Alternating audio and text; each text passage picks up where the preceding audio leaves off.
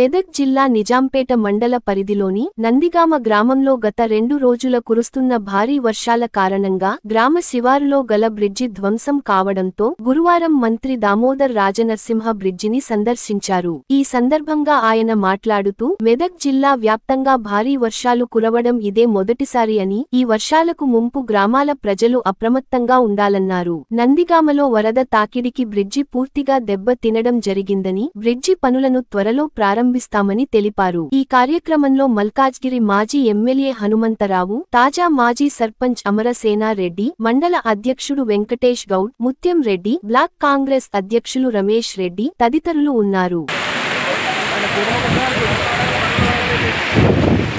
నందిగామ గ్రామము ఈ వాగు ప్రవహిస్తున్నది హైవే, ఇది మన Siddipet Medak highway.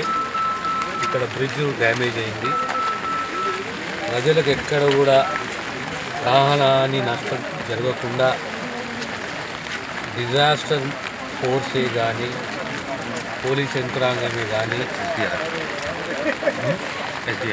SDR state disaster force కానీ వీళ్ళందరూ కూడా ప్రతి మండలానికి tahsildar, deputy tahsildar, revenue department, police యంత్రాంగం, డిజాస్టర్ మేనేజ్మెంట్ టీము వీళ్ళందరూ కూడా డివైడ్ అయిపోయి ప్రతి మండలానికి కూడా ఒక ఫోర్స్ని ఏర్పాటు చేసి మొట్టమొదట ప్రాణహానికి జరగకుండా నష్టం వాటిల్లకుండా అతను ఒకసారి అంటే ఎప్పుడు మనం కని వినేది పెరగని రీతిలో ఈ ప్రాంతంలో మెదకు, రామాయణపేట, నిజాంపేట ప్రాంతంలో భారీ వర్షాలు, ఈ వర్షాలు తగ్గిన తర్వాత పంట నష్టమే కానీ లేదా ఇళ్ళకు ఇళ్ళే కానీ ఏ